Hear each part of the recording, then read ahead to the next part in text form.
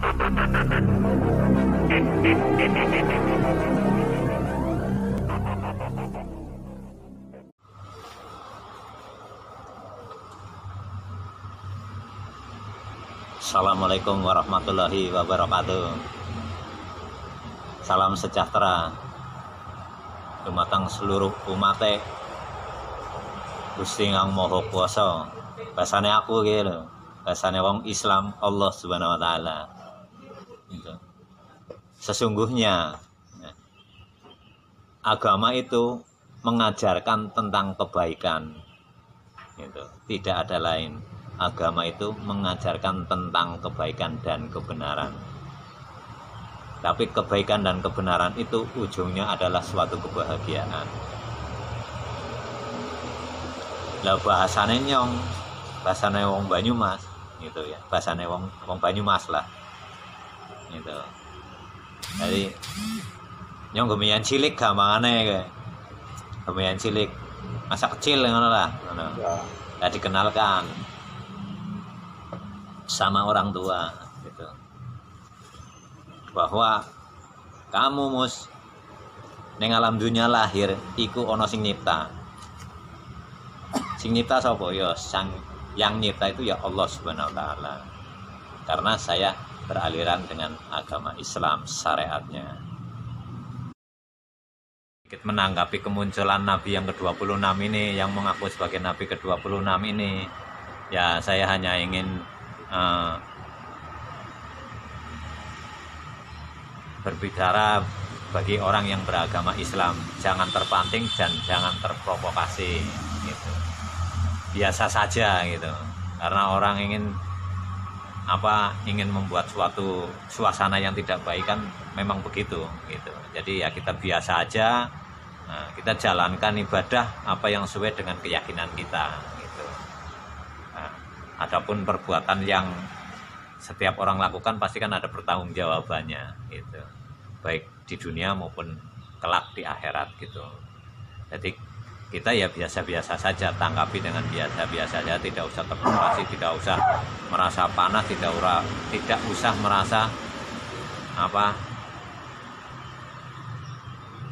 merasa kita itu harus menghakimi dengan sesuatu yang akan timbul menjadi tidak baik lagi kemudian hari gitu. Jadi kita ya bersikap lebih bijaksana, lebih arif dan bijaksana gitu sebagai umat yang beragama Islam gitu, khususnya gitu ya. Saya hanya menanggapi sedikit saja. Bagi saya pengetahuan tentang agama itu sudah diajarkan dari kecil gitu. Bahkan sebelum mengenal agama sekalipun saya sudah diajarkan oleh orang tua. Kalau manusia di dunia itu bahasane wong Jawa iki wis dididik ngono. Suruh sopan santun gitu. Berbicaranya sopan santun, memakai tata krama gitu. Itu orang Jawa gitu. Harus bersopan santun kepada siapa aja, kepada yang kecil, kepada yang muda, kepada yang tua, sopan santun, penuh ramah, penuh senyum gitu. Itu sudah diajarkan dari kecil itu. Jadi saya menanggapi hal ini ya sudah biasa saja itu, sudah itu nggak ada problem lah gitu. Kalau orang ingin membuat sesuatu itu janganlah karena kita itu selalu mengejar kepengen terkenal atau sifat duniawi. Jangan, kita ajarkan sesuatu yang kita katakan itu sesuatu benaran gitu. Benaran apa? Karena sesungguhnya agama itu mengajarkan kepada umatnya itu untuk berkata yang baik gitu, berkata yang benar gitu, menjalankan pekerjaan juga yang benar, tidak menipu, tidak suka menipu gitu. Ajaran agama itu begitu. Kalau saya kecil dulu kan diajarkan oleh orang tua gitu ya, sebelum mengenal Tuhan kan saya dikenalkan dengan saudara-saudara saya gitu, baik yang kecil, baik yang dewasa, baik yang muda, yang tua, sopan santun gitu. Lah terlebih-lebih agama gitu. Karena apa? Kalau kita sudah membawa tentang agama, nah kita itu tanggung jawabnya ya bukan hanya di dunia saja, tapi juga di akhirat gitu. Jadi kita berbicara ya yang baik itu, bekerjalah yang baik gitu. Kalau kamu sudah sukses gitu ya, kalau kamu sudah sukses dalam bahasanya agama itu, ya tolonglah orang yang tidak punya gitu. Berilah dia kebahagiaan dari sisi kebahagiaan kamu itu. Itulah ajaran yang saya terima dari orang tua saya dulu gitu waktu kecil. Tapi berangkat dewasa, berangkat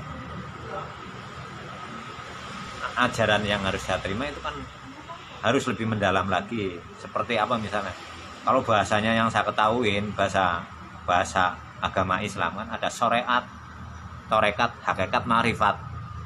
Itu kan ada bahasanya yang saya ketahui gitu ya. Orang tua itu mengajarkan ke situ. Kalau syariat ya, kamu jalankanlah sholat 5 waktu. Gitu. Menjalankan sholat 5 waktu. Meskipun orang tua saya juga berkata, meskipunlah kamu tidak sanggup sampai 5 waktu, meskipun gitu. Paling tidak ya isya atau maghrib dijalankan gitu. Kalau orang tua. Jadi orang tua tidak menekankan, tidak menekankan gitu. Tapi kalau bisa ya dijalankan 5 waktu sebagai kewajiban orang yang beragama Islam. Tapi setiap individu manusia itu punya kemampuan, daya kemampuan, baik jiwa raganya, pikirannya itu sendiri-sendiri gitu. Kayak gitu. Nah, kalau syariat itu kan kita belajar menjalankan sholat. Nah, tata sholat itu kan ya mau berwudu juga berkata tentang Tuhan, memohon kepada Tuhan. Sholat pun demikian, membaca surat Al-Fatihah, memuji syukur kepada Allah, kepada Tuhan gitu. Nah, sedangkan kalau kita sudah mengenal syariat sedikit banyaknya, lalu kita masuk ke dalam torekot. Bahasanya neng wong Jawa lah, wong Nyawa khususnya wong Banyumas. Torekot itu apa toh? Torekot itu hasil pendalaman. Apa sih sholat? Intinya sholat itu nggak ngapa aja lo. Intinya sholat aja lo. Gitu. Jadi ada pendalamannya. Intinya sholat. Jadi perintahnya sholat itu nggak ngapa aja lo. Lah perintahnya sholat. Kowe kon guyub rukun aja lo. Karo tangga separo, karo sedulur. Pendalamannya nek nyong iku lho, pendalamannya ngono lho. Jadi ora seneng bermusuhan, ora seneng apa ngelek-ngeleke wong liya ngono lho. Kayak gitu. Jadi seneng tulung-tetulung lah bahasane gampangane. Nah, tapi nek wis salat terus ora seneng tetulung karo tangga separo ya, ora gelem sesrawung sing apik. Lah gue emang kok bisa berlawanan akhirnya. Lah nek nangane aku kayak gitu carane. Wong tuaku kemudian ngajari kayak gue. Bahasane ngono kuwi lho. Jadi gampang lah mencernane. Oh nek salat menyembah kepada Allah, kepada Tuhan, bersujud ngono. Salat aku sedang berhadapan dengan Allah gitu. Itu. Lah kalau pendalaman lain karena kita hidup di dunia kan serawunge karo menungsa. Menungsa iki serawunge karo menungsa gitu. Serawunge ngono bisa bicara dengan karo wong lah pada wong murid ngono lho. Pendalamannya kayak gue ta. Tapi ya pendalamannya ana, pendalaman sing luwih dalemane ya ana misalnya kayak gitu. Kowe duwe kepenginan apa, kowe duwe tujuan apa ya gitu. Dalam uripmu setelah mendalam itu duwe cita-cita apa? Nah, cita-citane aku kepengin misalnya lah paling gampang carane paling gampang ngono. Kepengin dadi tukang bakso lah gampangane ngono. Gampangane. Atau kepengen tukang dadi mie ayam. Nah itu. Lah syariate apa? Syariate kan golet, gue mlaku. Golete mlaku wong sing bisa gawe gue. Ngono lho. Alate ngono. Lah bahasa torekot kuwi ngono, mlaku sambil tirakat lah gampangane ngono. Lah supaya apa? Supaya menangi maring hakikat. Saranana aku duwe wis urip diparingi sikil mlaku ketemu karo wong sing gawe mie ngono lho. Lah setelah kuwi aku praktek bahasane torekote mlaku ngono ya. Bahasane pendalamane torekote maning kuwi aku belajar gawe mie. Lah setelah wis bisa gawe mie aku bisa nyata kena Hakikat kan barang nyata. Ngono bahasane iki lho, bahasa Arab penjelasan sing gampang ngono lho. Lah setelah aku bisa gawe mie, berarti aku wis ketemu maring hakikate. Ngono lho. Aku wis bisa gawe mie dhewe. Ngono kuwi. Nang wong tuaku lho ngomong ae kowe. Kowe belajar nang wong tuaku ngono. Lah nek wis ketemu baru si mulut yang ngomong, oh iya ya bener, ternyata bener ngono. Karena wis bisa gawe, ana sing ngajari ngono, ana sing ngerti ngono kuwi lho. Lah bahasane wong beragama juga gitu. Aku kecil dilahirkan sama bapak ibuku ya ora kenal Tuhan. Burung kenal. Tapi merangkat dewasa. Itu makanya masuk ke pesantren, jadi santri, nanti mungkin kalau bisa ya jadi ustaz, jadi kiai gitu. Gitu. Tapi bahasa penjelasan ini penting gitu, bahasa penjelasan. Karena apa? Yang mudah dicerna oleh setiap individu manusia. Individu setiap insan gitu loh. Mudah dicerna gitu loh. Jadi bahasane wong aku gemian wong tua ngomong ya, syariat yang lakoni sholat sembahyang sing apik ditoto sing apik sesuai dengan kemampuanmu. Tapi nek wong tua aku selalu berkata sesuai dengan kemampuanmu dan selalu berusaha terus gitu. Lah torekot penjelmaan dari sholat itu apa? Itu ya kon berbuat suatu kebaikan kepada sesama hidup. Agar apa? Tahu kepada hakikat hidup gitu. Nah, hakikat hidup apa? Nanti kamu yang tahu dengan sendirinya gitu. Jadi hakikat itu bisa masuk ke dalam alam pribadi kita. Tapi bisa diperjelaskan andainya kamu punya cita-cita seperti tadi gitu. Jadi kalau kau pengen mengerti ya kudu belajar langsung, kudu iso langsung. Lah mengko bahasane nang aku bahasa mlebu maring akhir marifat. Marifat itu sumbernya ya nun sewu kalau saya carane wong ora tau nyantri ngono ya, wong tua diomongke tok. Marifat kuwi lungguhe ana ing mata. Jadi aku weruh keadaan alam dunia gitu. Itu neng mata sih. Neng mata. Gitu. Lah, nek wis mlebu neng mata, apa yang kita lihat? Andainya aku kenal karo Pak Edi, nun sewu Pak Edi, ya. Nun sewu. Aku kenal karo sampean. Aku kan kudu weruh karo sampean dhisik. Iya. Ya, ora bisa. Ora weruh, kudu weruh ngono. Nanti aku mengenal Pak Edi. Lah demikian dengan Tuhan. Gitu. Lah, Tuhan tapi tidak bisa dilihat dengan mata.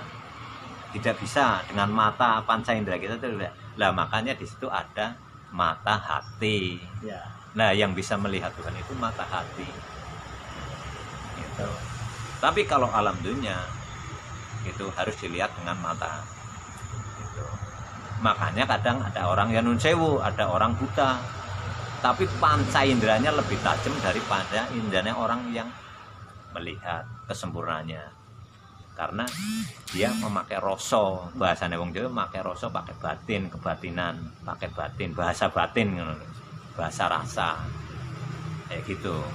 Cara gampangane nyong wong tua ngajari kae lho Pak Edi. Ya. Kayak gue carane.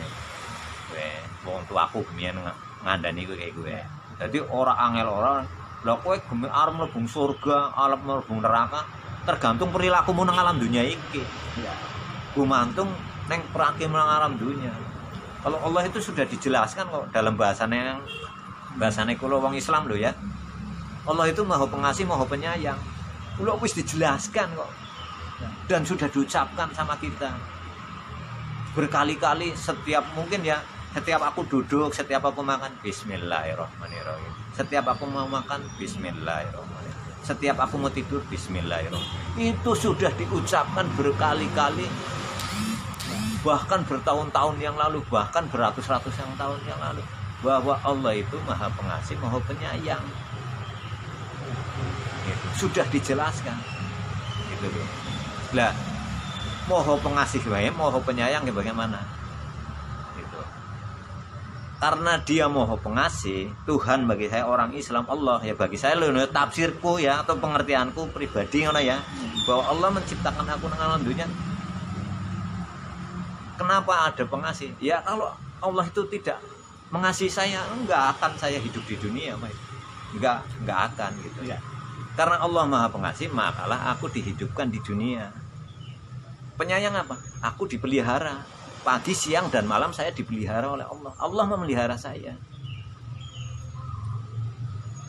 Tapi pengertian ini bukan maksudnya ini loh. Kalau iman gitu tidak bisa digadaikan dengan uang, tidak bisa dengan kekayaan, tidak bisa digadaikan dengan apapun. Karena gue prinsip iman itu prinsip. Pengetahuan ini sangat pribadi. Makanya ada yang disebut ilmu rahasia Allah. Jadi hanya Allah, sebenarnya hanya Allah yang tahu. Tapi kenapa disebutkan orang mengatakan ilmu rahasia Allah? Ya mungkin orang itu tersebut ya juga tahu, tapi hanya dia sendiri yang tahu dengan Sang Pencipta. Tidak bisa dikasih secara umum. Gitu. Nah, karena apa pribadi saya? Makanya orang mimpi, misalnya ketemu Nabi tidak bisa diceritakan. Nanti orang akan bertanya, kayak apa wajahnya Nabi? Ini enggak, makanya tidak bisa diceritakan. Itu tidak bisa. Gitu. Makanya itu sangat pribadi, dirahasiakan untuk pribadi kita. Lah, kalau kayak saya, wong tuaku ngomong, gemien hari ngajari, gue sederhana, melakukan secara agama, sing bener, sing jujur, belajar sifat sabar, ngomong sing bener, belajar sifat sabar. Aja cokan niku wong liya, aja nglomboni, aja cokan nyolong ana wong liya, ngono kuwi ora apik. Agama mengajarkan tentang kebaikan, tentang kebajikan, tentang kedamaian. Ya gitu, Pak. Lah, kalau saya seandainya kalau diberikan kekayaan, Pak Edi ya. Makanya aku harus bagi kebahagiaan itu. Gitu karena agama mengajarkan harus banyak bersedekah, banyak bersedekah, banyak beramal gitu. Itulah yang namanya kebahagiaan gitu. Jadi orang mau omong tok ini, tapi kenyataannya nol gitu. Saya yakin dan sangat yakin, aku yakin kalau orang Islam seluruh dunia itu bersatu, ya bersatu padu gitu ya. Yang kaya-kaya, terutama yang kaya-kaya yang punya itu hobinya bersedekah gitu. Pasti itu semua akan menjadi bahagia hidupnya gitu. Maka tidak ada lagi orang yang miskin gitu. Lah apalagi kalau pemerintahannya Indonesia ya ya itu para pemimpinnya gitu ya, para menteri-menterinya, para pengusaha-pengusahanya, seluruh Indonesia tuh didata anak yatim piatunya gitu ya, didata gitu ya. Terus dia dikasih suplai gitu. Setiap bulannya tuh dijamin. Misalnya 2 juta atau 3 juta untuk kehidupannya anak yatim piatu. Negara ini pasti akan makmur gemah limpah rojinawi seperti apa yang diharapkan oleh para leluhurnya dulu. Gitu. Aku yakin dan sangat yakin. Gitu. Tapi kadang-kadang ya nuwun sewu jenenge menungsa urip Pak iki. Masih suka aku-aku. Suka aku-aku semua. Wah, ora iso nah itu kadang-kadang pengetahuan itulah yang perlu masih diperdalamkan lagi, didalamkan lagi. Padahal agama sebenarnya sangat sederhana. Orang beragama Islam sholat 5 waktu ya. Katakanlah yang baik, katakanlah benar menurut apa yang kamu ketahui. Dan disesuaikan dengan apa yang pernah diajarkan oleh para leluhur-leluhur, oleh para pendahulu kita. Para wali, para nabi, apa yang sudah sangat sederhana sebenarnya. Lah, iman itu tidak bisa digadaikan dengan apapun. Gitu. Kalau orang yang beriman, itu ya, adanya apapun, gitu, dia tetap akan beriman. Gitu. Kayak gitu. Itu menurut pengetahuan saya. Jadi saya memaknai kehidupan itu sangat sederhana. Pertama saya harus melihat dulu gitu. Karena supaya saya tahu aku harus melihat. Kedua aku harus mendengar.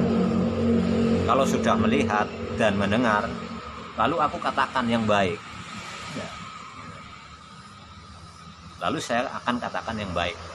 Lalu setelah saya tahu, saya akan melaksanakan apa yang terbaik.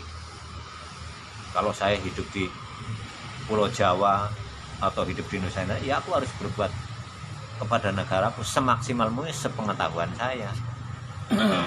Kayak gitu. Jadi sebenarnya sangat sederhana itu.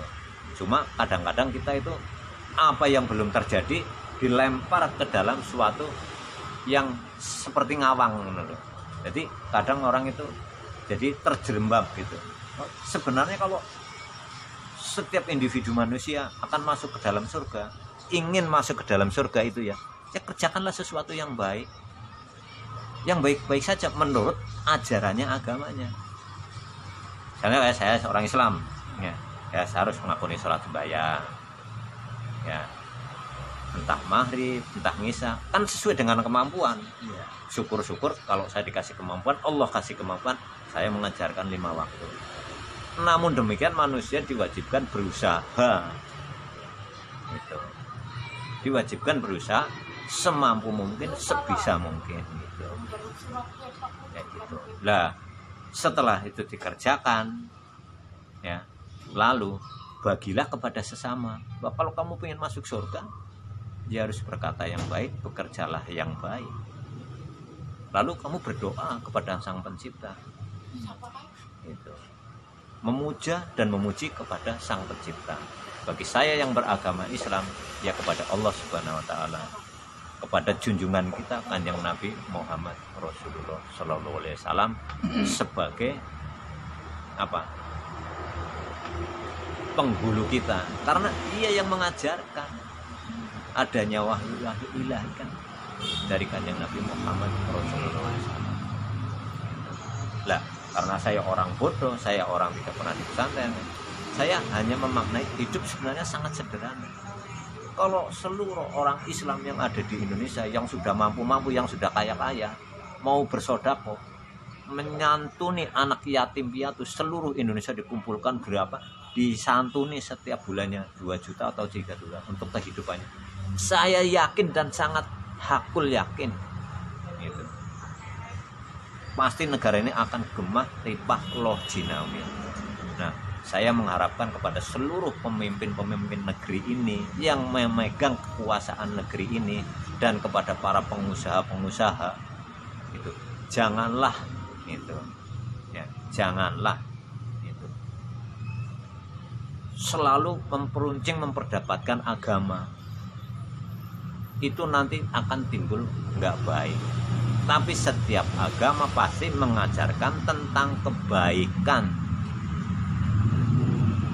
tentang kebenaran adanya Tuhan sesuai dengan ajarannya masing-masing.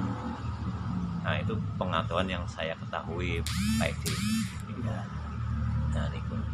Iya. Kalau ada masalah timbul kayak gini tentang mengaku Nabi ke-26, biasa aja, nggak usah dianggap. Itu nggak usah dianggap itu. Tetap imanmu pada ilmu pengetahuanmu, pada ajaranmu, pada agamamu. Tetap yang menjadi keimanan apa yang sudah diajarkan oleh agamamu. Kayak begitu. Yang penting berbuat kebaikan, jangan suka menipu, ya, jangan suka berbohong, membohongi orang lain, apalagi yang punya jabatan, jangan suka korupsi, ya toh. Jangan menelantarkan anak yatim piatu, ojo nolong cukup duwe wong liya, wis pasti bakalan mlebu surga. Dan negeri ini akan gemah ripah lo jinawi. Ya, gitu.